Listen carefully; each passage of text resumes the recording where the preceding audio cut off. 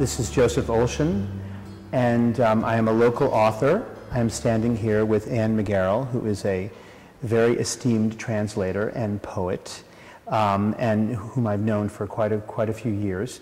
We both have a great love of Italy, and that's what brought us together originally, and I'm very happy to be able to interview Ann about her latest exhibition, which is a collaboration with the artist Julie Dermansky. And Julie Dermansky's photographs are paired with Ann's poems. So what I thought I would do, Ann, is to maybe ask you how you became interested in these photos, how you saw them, so how they caught your eye, how they sort of got into your heart that you wanted to sort of compose verse to them. At the beginning, I should say, I'd done a book about the Roswell, New Mexico Artist in Residence Foundation, a well-kept secret. One of the artists I'd interviewed, Frank Ettenberg, who's an abstract expressionist painter who now lives in Vienna, sent me an email saying something like, "These are my niece's photos of New Orleans," and I didn't even bother to open them for about a week, and then realized I was being rude. And when I did, it was this enormous series of Julie's Post-Katrina photographs, which blew me away. I had spent frequent times in New Orleans with my husband, who is a longtime New Orleans jazz aficionado. We had many friends there. And when we heard the news at the beginning about Katrina, we were as distressed and horrified as everyone else. But once we'd found out, which friends were safe and the paintings were all right, we tried not to think about it. But seeing the photos then several months later brought it all back to me with great pain and anger. I think that's when I started taking it very personally and felt that I needed to write something. So I got in touch with her, and beyond the photos her uncle had sent me, there were hundreds of others.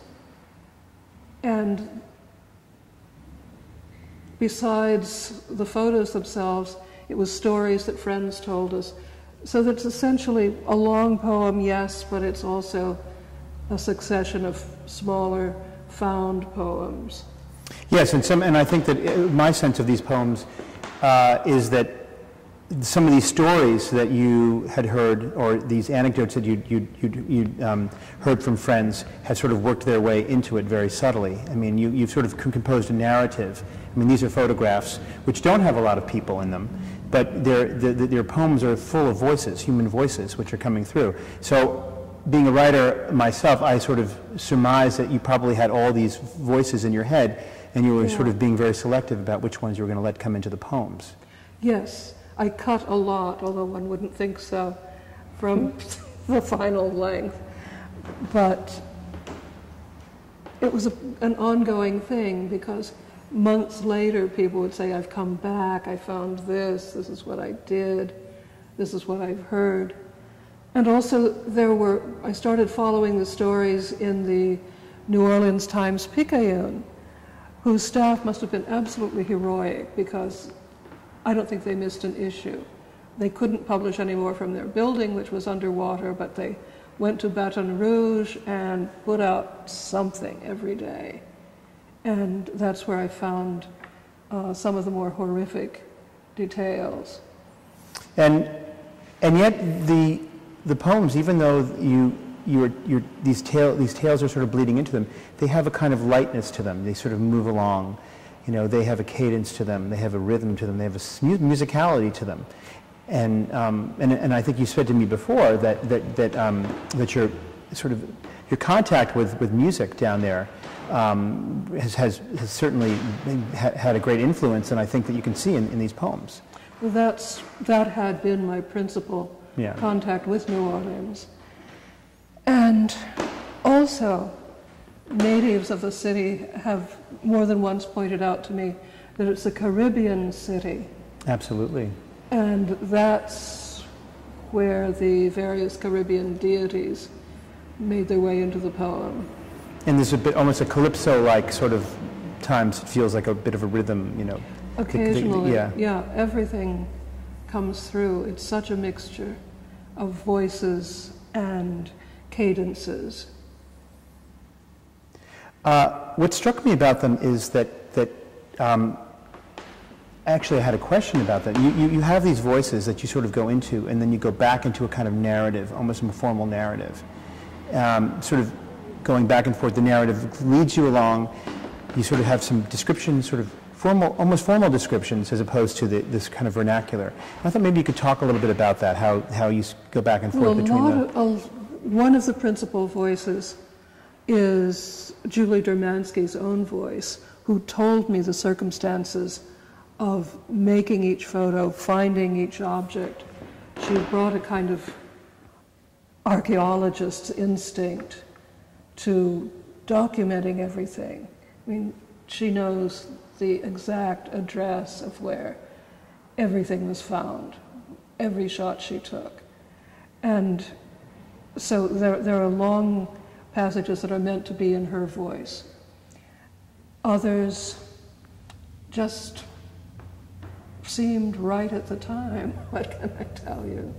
Well, clearly, I mean, there's some kind of alchemy going on. You saw the photographs, and they kind of ignited something in you emotionally that was sort of ready to set pen to paper, and I think that the poems are really transcendent.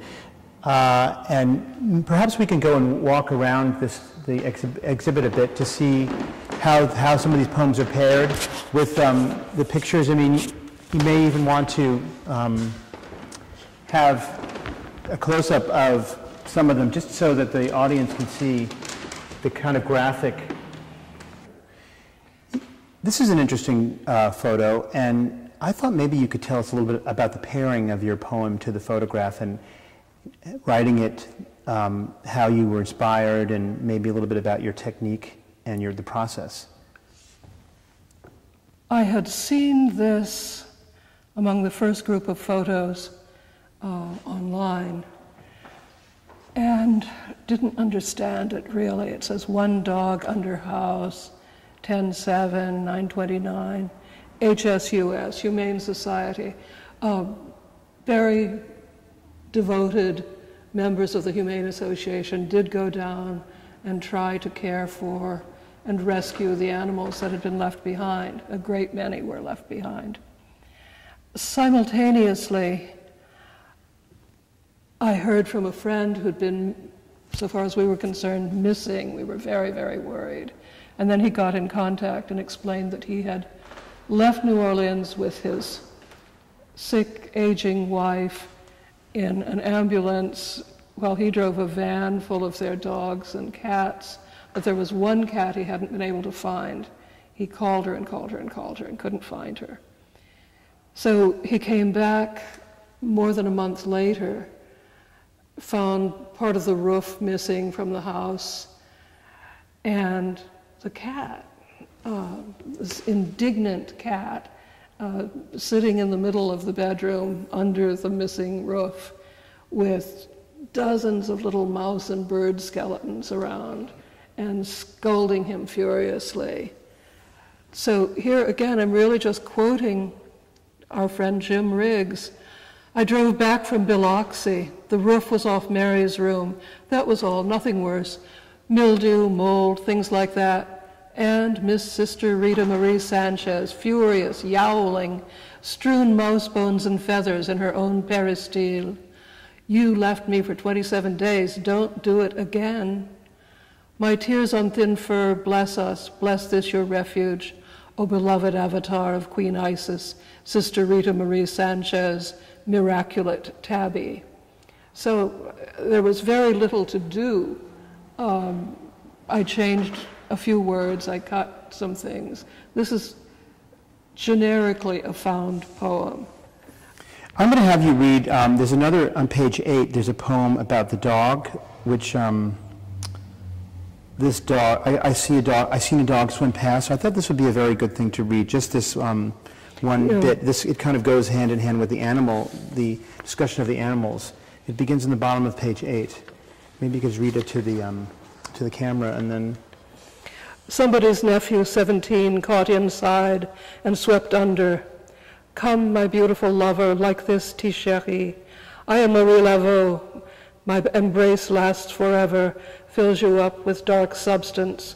Fais dodo, mon amour, I will never let go. I seen a dog swim past. Then he drowned it, I know, because next day he was floating, that same spotted dog.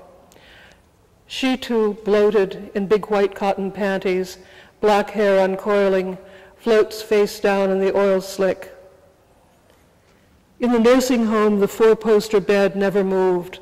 Solid maple stayed put. I, Odysseus, with my own hands, made it fast. Where the old woman lay is a trough, negative space, ridged sheets and a quilt, body print of a saint cast in silt, heaped in fiberglass fluff. Blades of the ceiling fan droop like dead leaves.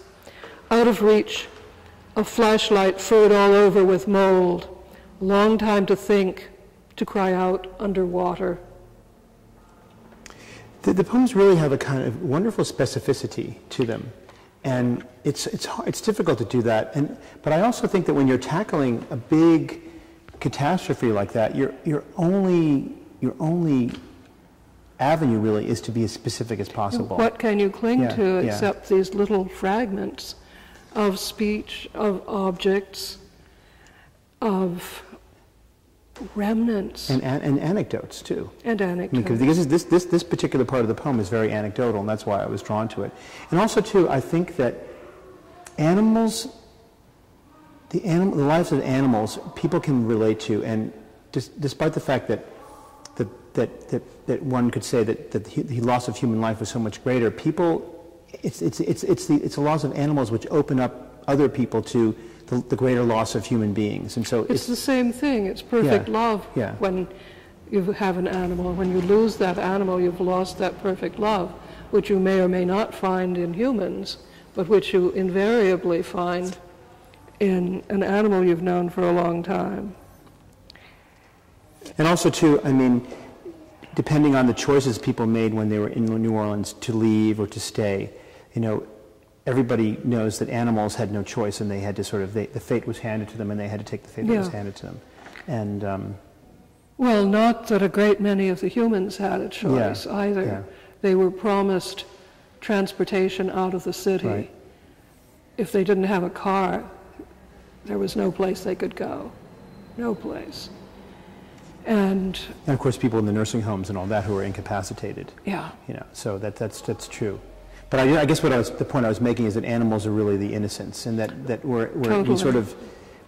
we can wonder if people had a choice or not, but we can't wonder if animals had a choice or not because they're completely helpless. They're linked to that was the point that I was what their owner does or does not do. There's astonishing news still coming out of New Orleans. The last people presumably have been moved out of the FEMA trailers that were eventually provided for them. But in many instances, those people are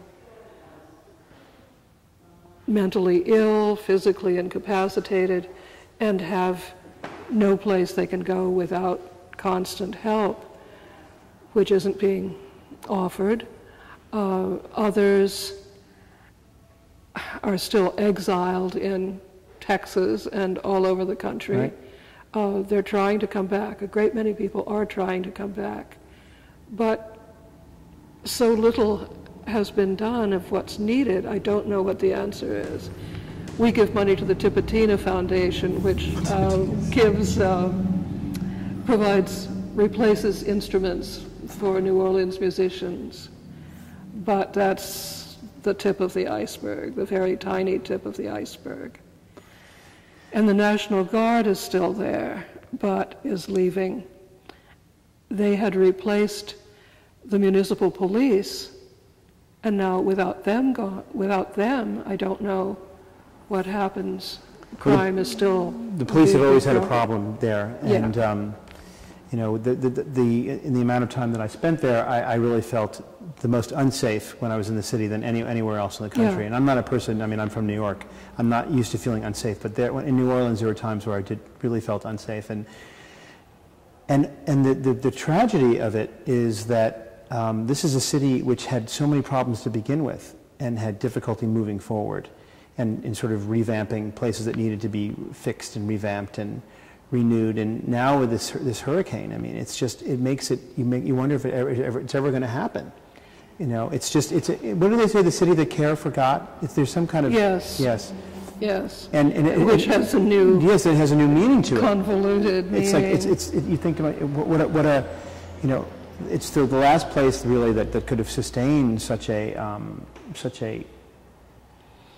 blow, and you know, and it's no wonder that they're taking so. I mean, anybody would take any place would take a long time to come back from it, but New Orleans, you know. You may know that another ongoing project of Julie's is photographing genocide sites all over the world, Phnom Penh and Auschwitz, and she's just recently returned from Armenia, and she's been in Darfur.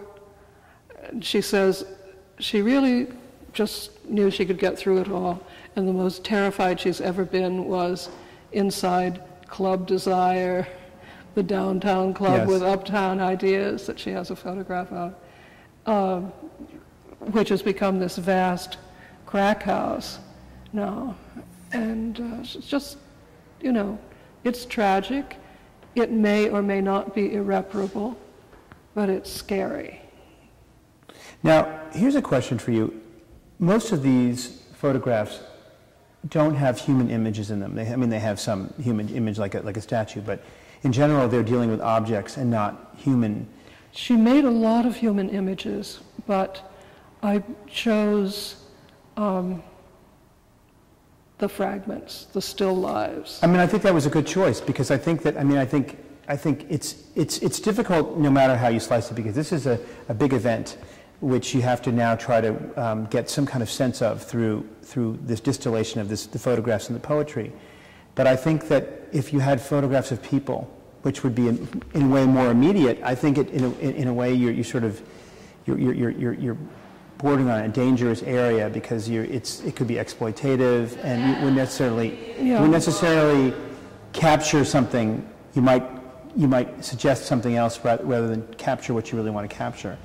And I think with objects, I think that's really, in a way, the way to go. Because objects, the right object can really have an enormous suggestion of life, and the life that's gone on before and after. And at one point in the poem, I have Julie saying, let the broken things speak. And I think that's what I felt the photographs were doing.